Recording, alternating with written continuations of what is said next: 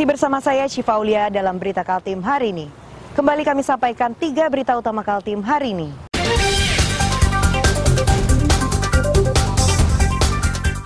Musibah kebakaran di Temindung Permai, Samarinda masih menyisakan duka bagi para korban.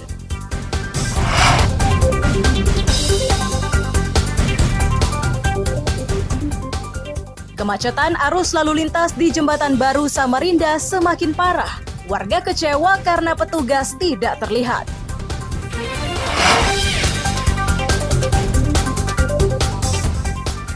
Rumah Sakit Umum Daerah Abdul Rifai Kabupaten Berau kekurangan tenaga kerja.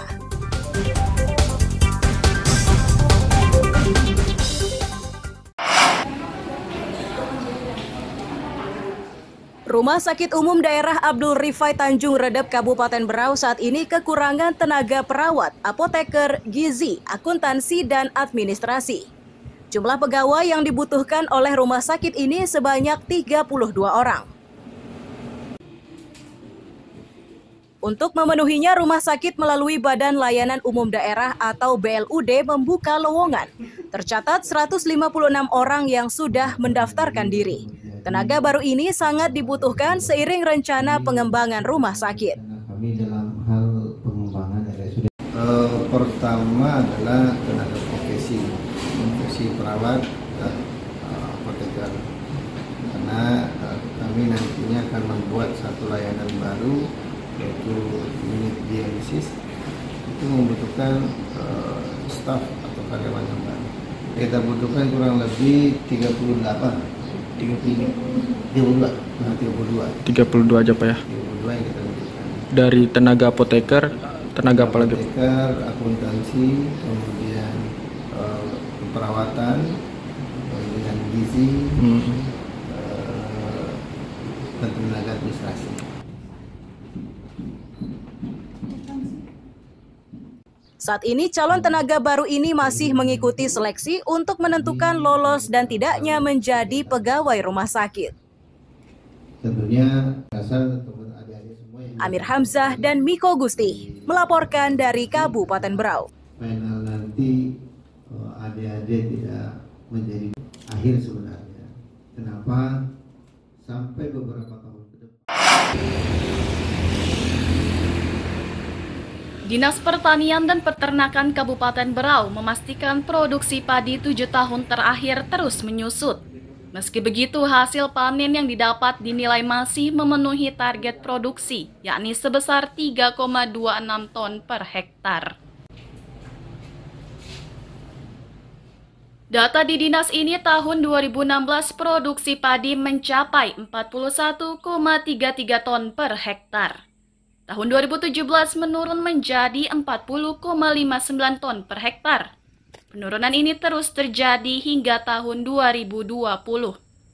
Tahun 2021 produksinya sedikit meningkat. Namun di tahun 2022 kembali menyusut di angka 33,90 ton per hektar. Termasuk yang saya omongkan kalau ada yang keliru-keliru. Kepala Bidang Pertanian Zulkifli menyatakan menurunnya produksi padi dipengaruhi 3 faktor, yakni serangan hama, terbatasnya tenaga penyuluh, serta kenaikan harga pupuk dan pestisida. Beberapa faktor yang biasa mempengaruhi produktivitas padi kita di lapangan. Yang pertama itu tadi tingginya atau adanya serangan hama dan penyakit.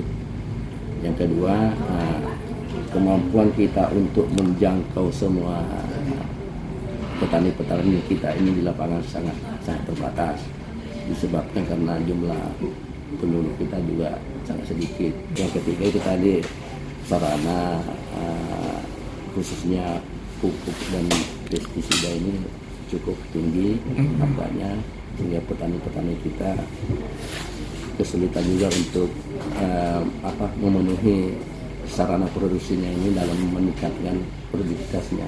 Itu tadi harganya terlalu tinggi.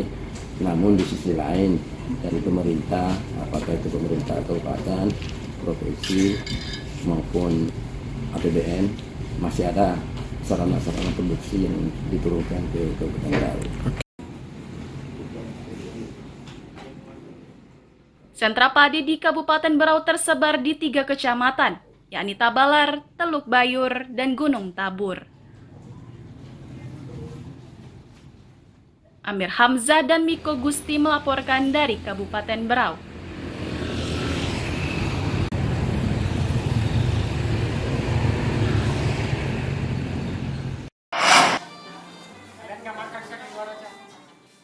Rumah singgah Sepansa atau Sedekah Peduli Bangsa Balikpapan ini memberikan layanan dan fasilitas secara gratis kepada pasien dari luar daerah. Fasilitas yang diberikan mulai dari layanan kesehatan hingga perawatan. Ketua Rumah Singgah Sepansa Heru Juli menyatakan, rumah singgah ini mampu menampung hingga 15 pasien. Selama berada di tempat itu, para pasien akan diberi layanan secara adil. Hanya saja untuk saat sekarang mereka belum bisa menerima pasien penyakit menular karena sarana yang dimiliki masih terbatas.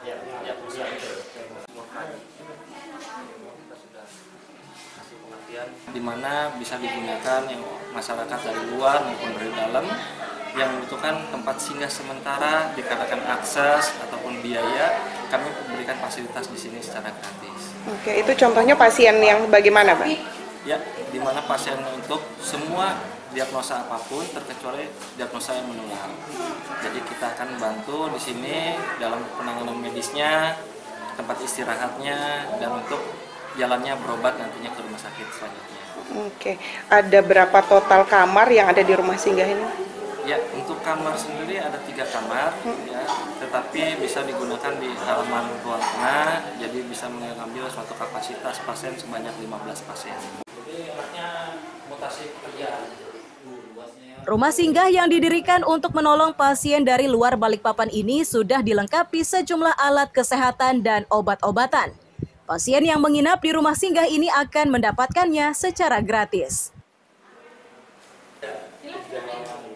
Amir Hamzah dan Riani Mantini melaporkan dari Balikpapan.